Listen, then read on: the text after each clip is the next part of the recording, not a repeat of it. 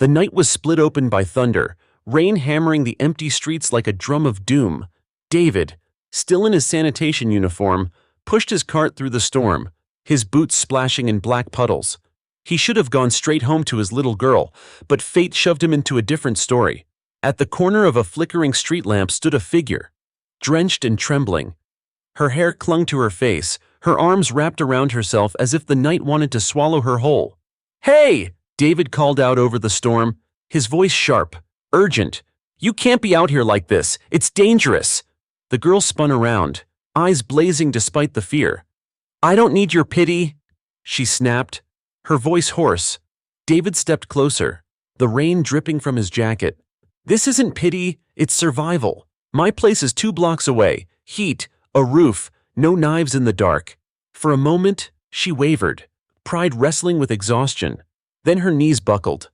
David caught her arm just in time. "Fine," she whispered. "Broken. Just for tonight." He nodded once, guiding her through the storm, unaware that this stranger, Sophia, would rewrite the story of his life forever. The door creaked open with a reluctant groan, as if the old hinges had secrets of their own. A rush of scent followed. Sharp detergent mixed with the lingering bitterness of stale coffee, filling the cramped duplex with a peculiar comfort. David shifted to the side, holding the door wider, his frame almost protective without him realizing it. "Go on," he murmured softly, allowing Sophia to step through first. She lingered on the threshold, half in, half out, the storm at her back roaring like a wild thing. Her wet hair clung in tangled strands to her cheeks, beads of water slid down her jacket and dripped onto the welcome mat, where her soaked sneakers squeaked in protest. For one fleeting heartbeat, Sophia's body leaned toward retreat, like a frightened doe on the edge of bolting back into the dark, into the chaos she'd just escaped.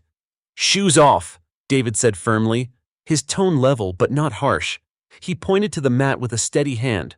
It wasn't an order, not quite, but something about the quiet certainty in his voice made her comply without hesitation. She bent down, fumbling with her laces, her hands shaking so badly she nearly toppled. The living room revealed itself in muted tones, humble, worn, but meticulously kept. The sagging sofa cushions bore the faint outline of many evenings spent in the same spot, yet the surfaces gleamed, polished and dust-free. Against the wall rested a tiny pink backpack with cartoon patches fraying at the edges, its zippers slightly crooked from overuse. Beside it, a neat row of children's books stood at attention on a shelf, their spines bent but loved. Sophia's gaze snagged on these artifacts of innocence, and a shadow, dark, unspoken, almost painful, flickered across her expression. Without a word, David disappeared down the narrow hallway. When he returned, his arms carried a small bundle, a folded blanket, a clean towel, and a faded sweatshirt whose fabric had softened with time. He set them gently on the couch, almost reverently, as though laying down sacred offerings. "Bathroom's on the right," he said. "Water takes a minute to heat. You can shower if you want." Sophia reached for the bundle, her fingers trembling as though the warmth of the cloth might burn her. Her eyes darted up, meeting his for a flicker of a moment, searching. "Why are you doing this?" she asked, her voice breaking under the weight of suspicion and disbelief. David shifted awkwardly, rubbing the back of his neck, his gaze fixed on the floor. "Because you looked like you needed help," he said at last, his words quiet but steady. "And because, if it were my little girl out there, lost and scared, I'd pray to God someone would take her in." The word girl landed like a stone between them. Sophia flinched, her lips parting as if to speak, but whatever words she had crumbled before they reached the air, instead, she turned abruptly, clutching the bundle to her chest, and disappeared into the bathroom. The faint sound of running water filled the silence, carrying with it a strange peace. 20 minutes later, when the door creaked open again, steam curled from Sophia's damp hair, rising in soft wisps. She stepped out cautiously, the oversized sweatshirt swallowing her frame, sleeves dangling past her wrists. On the coffee table, a mug of hot water waited, steam spiraling upward like a small, fragile offering of comfort. Beside it lay a note, scrawled in blocky handwriting. "The couch is yours. The landline's on the wall if you need to call. More blankets in the closet. Please keep the door closed. My daughter is a light sleeper. Sophia's fingers hovered over the paper before brushing its edge, the ink blurring slightly beneath the pad of her damp thumb. Her throat tightened. No interrogation, no suspicious glance, no condemnation. Just quiet, unassuming care, extended without condition. She pulled the blanket around her shoulders and curled into the couch's corner, the fabric holding the faint scent of lavender detergent. Warmth seeped into her bones, chasing away the chill that had lived inside her for days. Her eyes drifted toward the closed hallway door, where a child's soft breath rose and fell on the other side. For the first time in what felt like forever, Sophia let her body unclench. Her guard slipped, just enough. And in that fragile, trembling moment, she realized something she thought had been stolen from her for good. She felt safe. Sophia woke to the sound of laughter, light, high-pitched, the kind that only belonged to children. For a moment she panicked, forgetting where she was. Then the blanket around her, the faint smell of coffee, and the sunlight dripping through thin curtains reminded her she was in a stranger's house. On the carpet sat a little girl, curls bouncing as she stacked colorful blocks. She looked up with wide, curious eyes. "Hi," she said, grinning. "You're the princess who slept on our couch." Sophia blinked, startled. "Excuse me?" "My name's Mia," the girl announced proudly. "Daddy said a nice lady stayed because she was cold and rained on. That's you." Before Sophia could answer, a voice came from the kitchen. "Mia, breakfast duty. Come help me burn the toast." The girl giggled and dashed away. Sophia followed the sound into a cramped but warm kitchen, where David was cracking eggs one-handed, the other juggling a pan. "You cook?" Sophia asked, half amused. "Only if Mia's brave enough to eat it. You want to help?" He slid a whisk toward her. Sophia hesitated, then tried. She beat the eggs too hard, spilled half on the counter, and nearly flipped the pan off the stove. Mia squealed with laughter. "It's okay. Daddy spills all the time too." Sophia couldn't stop herself. She laughed, a sound she hadn't heard from her own lips in days. David didn't mock, didn't correct. He just smiled and ate every bite of the burnt eggs she placed on his plate, chewing like it was gourmet. "You don't have to lie," she muttered, embarrassed. "I'm not lying, bust," David replied. "It's edible. That's enough." Sophia caught him later sneaking Mia a fresh plate from the oven. Fluffy eggs, golden toast. Her chest tightened. He had eaten her disaster without a word, just to spare her pride. For the first time, Sophia felt it, the quiet, unshakable warmth of a family. The bell above the laundromat door clanged as Sophia stepped inside. Her nerves wound tight. The air smelled of bleach and soap, machines groaning in endless rhythm. David's old friend had agreed to let her try a shift, and now she stood behind the counter in a borrowed apron, her palms sweating. By noon, her confidence had been shredded. "Are you blind?" one man barked, waving a sweater. "You shrank this. It's ruined." Another customer shoved 3 heavy bags at her feet. "5 o'clock. Don't screw it up." Sophia swallowed hard, her back aching, her shoes rubbing blisters with every step. Hours dragged on like punishment. By late afternoon, she escaped into the alley, leaning against the brick wall, sweat mixing with the sting of tears. She looked down at her worn sneakers, muddy, thin-soled, barely holding together. That night, she almost didn't return, but when she pushed open David's door, something caught her eye on the mat. A box. Inside, a pair of sturdy black sneakers, new but modest, with a folded note tucked inside one shoe. "Figured your feet deserved better. If you're walking away, at least don't walk in pain." Sophia froze, the paper trembling in her hand. No signature, no lecture, just quiet understanding. She pressed the shoes to her chest, her throat tightening. The next morning, when David returned from his shift, he found her already in the kitchen, hair damp from the shower, buttering toast like she belonged there. "You didn't leave," he said quietly. Sophia smirked faintly, slipping her blistered feet into the new shoes. "Almost did, but your guilt trip footwear worked." David's lips twitched. "They weren't meant to guilt you." "Then what?" she asked, softer now. "They were meant to say you have someone on your side." For Sophia, that small act felt heavier than all the diamonds in her father's mansion. The night delivery should have been simple. Drop the laundry at house number 15, leave it on the porch, and head back to the truck. Sophia balanced the bag on her hip, her sneakers crunching against the gravel path. The porch light flickered once, then went dark. That's when the growl came. A shadow lunged from behind the gate, a massive dog, teeth bared, barking like thunder. Sophia froze, then stumbled back. Her ankle twisted against the curb, and pain shot up her leg. She crashed to the pavement, palms scraping raw against the concrete. "David!" she screamed. The truck door slammed. In seconds, David was there, sprinting across the yard. He shoved himself between Sophia and the dog, his body squared, voice booming. "Back!" The animal halted at the fence. Snarling but retreating, David dropped to his knees beside her. "Are you out of your mind?" His voice cracked, anger tangled with something sharper. "You could have been ripped apart. What were you thinking walking up here alone?" Sophia stared at him, wide-eyed. She had never seen his calm break, never heard his voice roar like this. For a moment, she almost believed he was furious at her. But then she caught the tremor in his hands as he checked her ankle. The way his jaw clenched, not from rage but from fear. Tears blurred her vision, not from pain, but from the overwhelming realization no one had ever shouted at her because they were scared of losing her. I didn't know," she whispered, her voice trembling. David pressed his hand gently on her shoulder, still breathless. "Next time, you wait. You hear me? I don't care about scrapes or twisted ankles. I care about you being safe." The words sank into her chest, heavier than the pain in her leg. For Sophia, it wasn't just a rescue. It was the first time someone's anger had been proof of love. The hum of washing machines filled the room, steady and mindless, until David froze. On top of a pile of fresh whites, something glittered under the fluorescent lights. He reached down. It wasn't costume jewelry.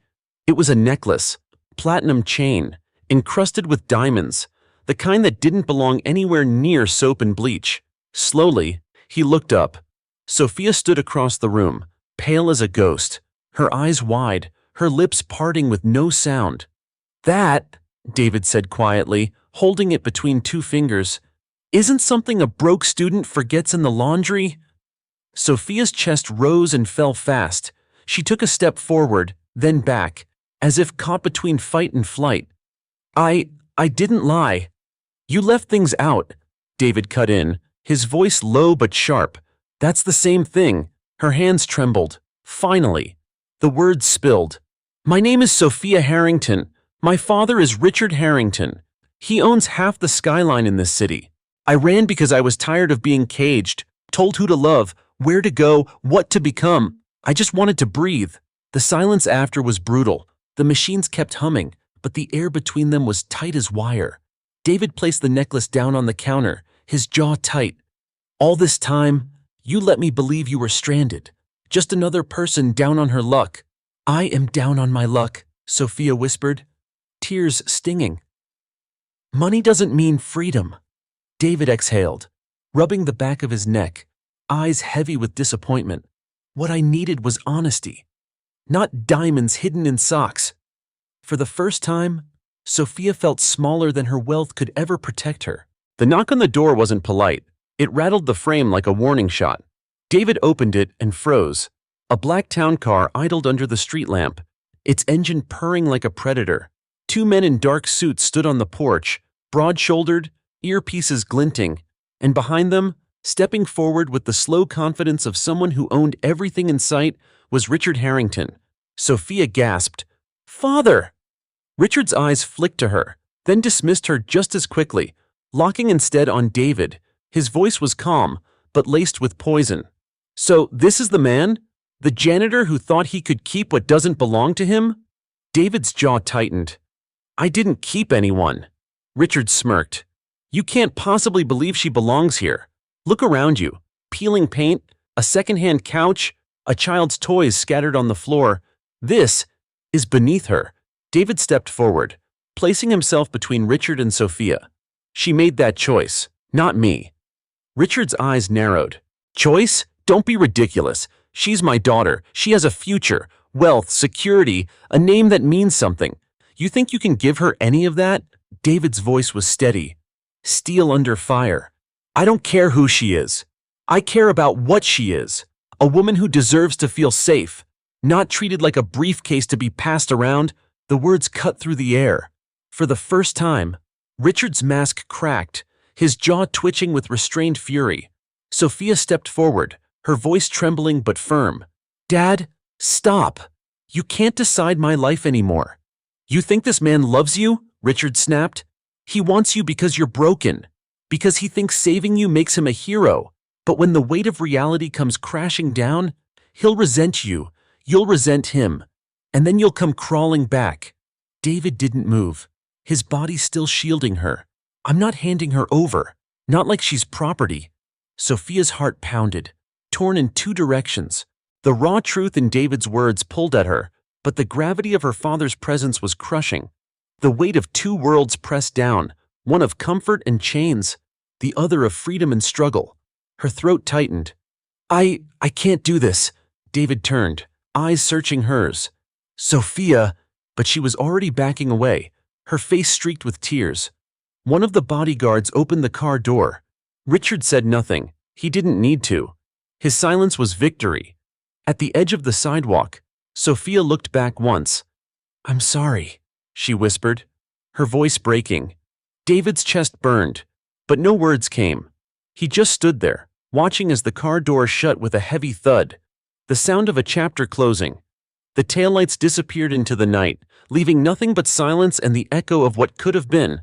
The house was quieter now, too quiet. David moved through the motions like a ghost, packing lunches, brushing Mia's hair, walking her to the bus. But the sparkle in her eyes was gone. She no longer hummed when she played with her blocks.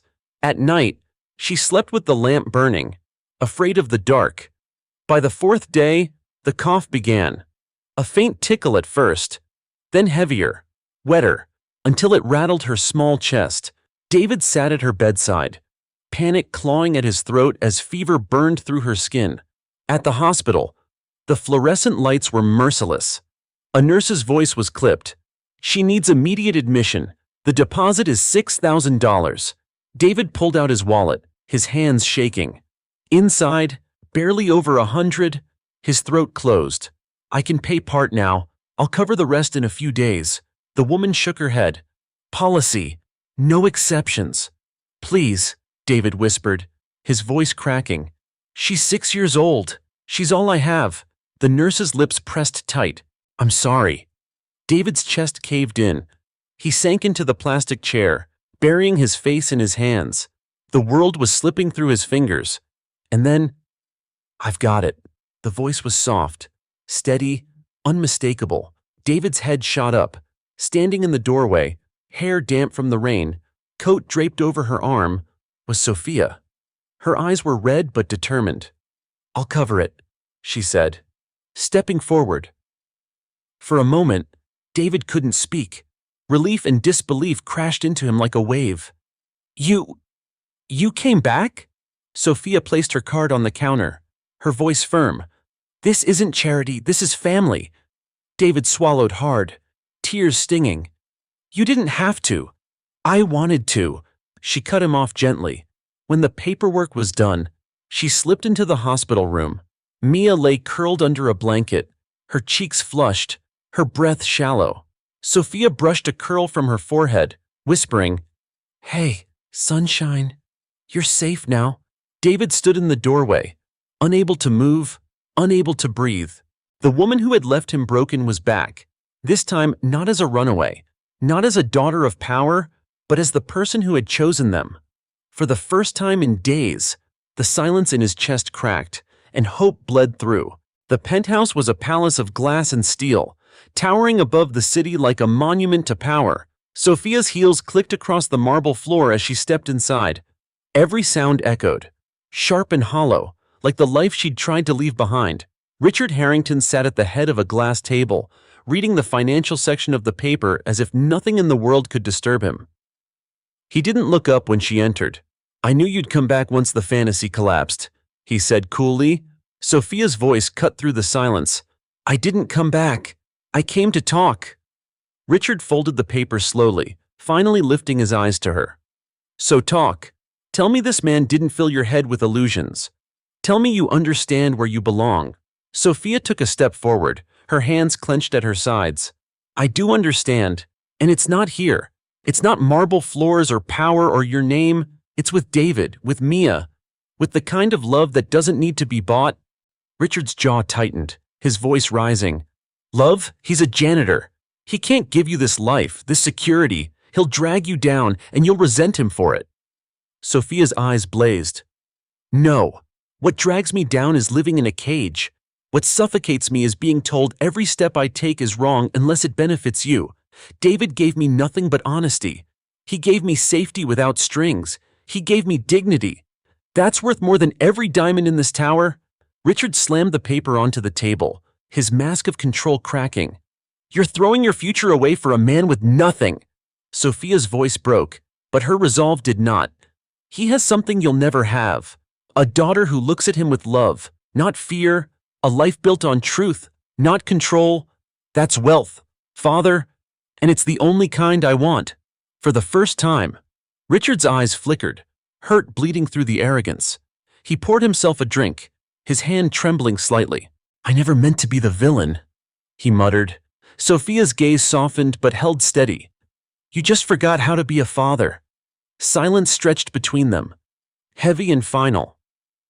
Then she turned, heels echoing toward the door. "I'm choosing my life," she said, her back to him. "And yes, I'm choosing him." The door closed behind her with a metallic thud. Richard sat alone in his empire of glass, realizing too late that in his hunger for control, he had lost the only treasure he could never buy, his daughter's heart. The knock came at dawn. David was in the kitchen, drying his hands on a worn towel, the smell of coffee drifting through the small house. He thought it might be the mailman with another stack of bills, or maybe Mrs. Ramirez, the neighbor who sometimes showed up early with warm tamales wrapped in foil. The morning felt ordinary, heavy with routine, but when he opened the door, everything shifted. His breath caught. Sophia stood there.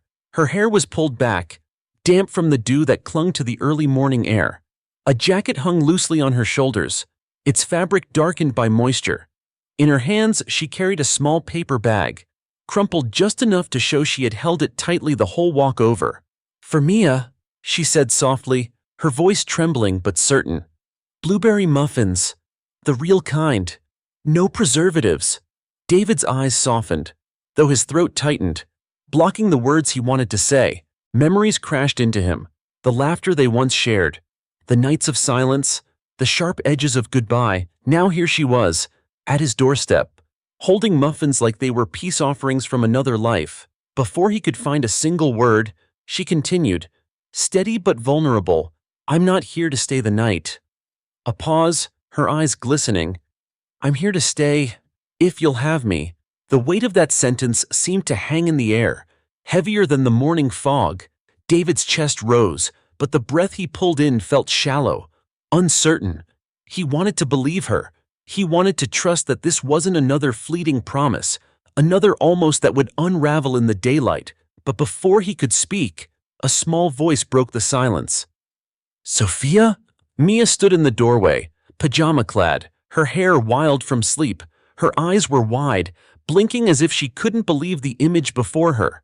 Sophia dropped to her knees instantly, the paper bag crinkling in her hand. She opened her arms wide, trembling. "Mia, sweetheart."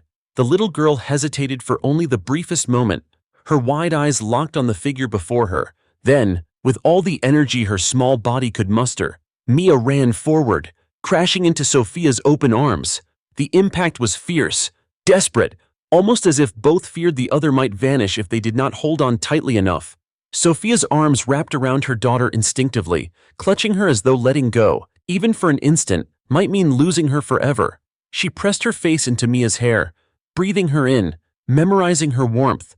The tears she had struggled so long to suppress finally broke free, rolling down her cheeks in silent streams that carried years of longing, regret, and love. David stood only a few feet away, his body frozen but his heart pounding. It was as if the air around them had thickened, slowing time to a still frame. For so many years, Life had been nothing but a grind, a cycle of long hours, weary nights, and endless responsibilities. Survival had become their only shared language, a vocabulary made of bills, deadlines, and exhaustion. Joy had felt like a luxury, closeness like a dream too fragile to hold on to. And yet here, in this fragile reunion, David saw something he had almost forgotten was possible: healing. As he watched mother and daughter cling to one another, trembling but unbroken, he understood that this moment was not about the past or the mistakes that had carved so many cracks between them. It was about the present, the decision, right now, to hold on and to believe. Something inside him softened, a weight he had carried for too long, shifting just enough for hope to slip through. Slowly, almost cautiously, David stepped forward, his arms extended, encircling both Sophia and Mia. The embrace was awkward at first, a tangle of limbs and emotions, but then it settled, warm and whole. He felt Sophia's shaking shoulders beneath his hand, felt Mia's small heartbeat pressed against his chest, and for the first time in years, he realized that family was not about perfection. It was about presence. It was about choosing, day after day, to stand together even when the world tried to pull them apart. A quiet understanding passed between them without the need for words. Forgiveness would not be immediate, and the scars of absence could not vanish overnight, but there was strength in the choice to begin again. Hope, fragile but steady, bloomed in David's chest, wrapping around the three of them like sunlight breaking through after a long storm. In that moment, they were no longer defined by what had been lost. They were defined by what they were willing to build anew. And as David held Sophia and Mia close, he knew this was the beginning, not of survival, but of belonging, of family, of love rediscovered.